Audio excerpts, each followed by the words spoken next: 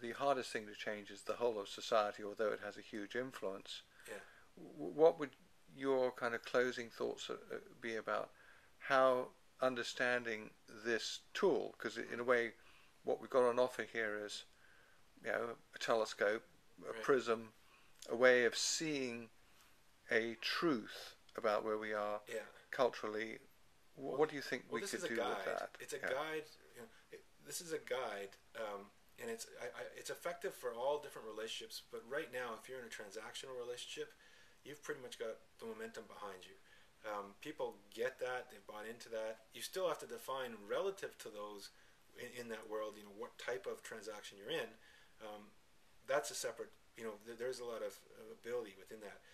But if you're in a nurturing world, or you're in an ideas world, or you're in a governing position where you try to balance these things out, things are off balance. And it's not as simple as saying, okay, everybody, this isn't fair, because it won't work.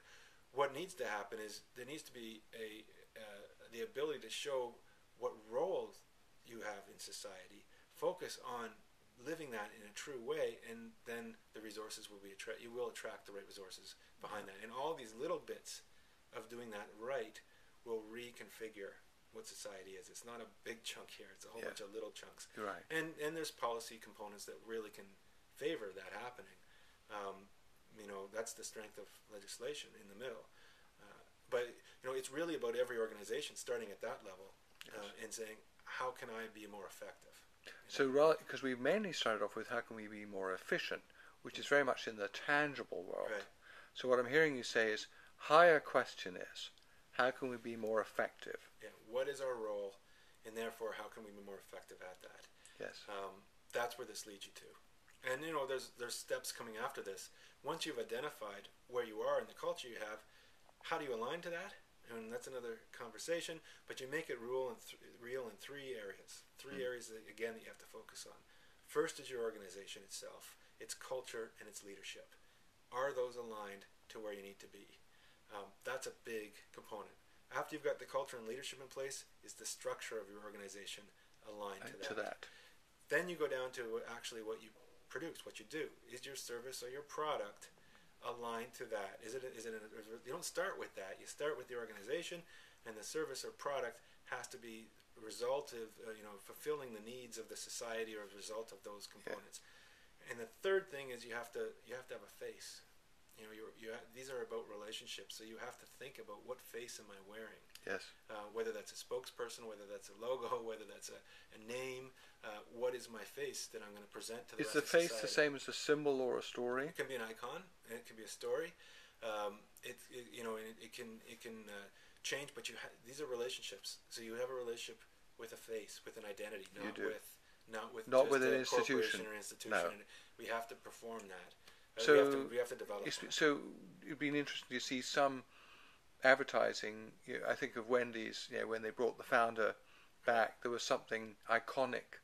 Right. About having he felt safe. Yeah. Well, and he was a personality in that level of the face. He was the face of Wendy's, and there's actually quite a risk in making a human face, because if they get sick and die like he did, they did, then you're Colonel Sanders.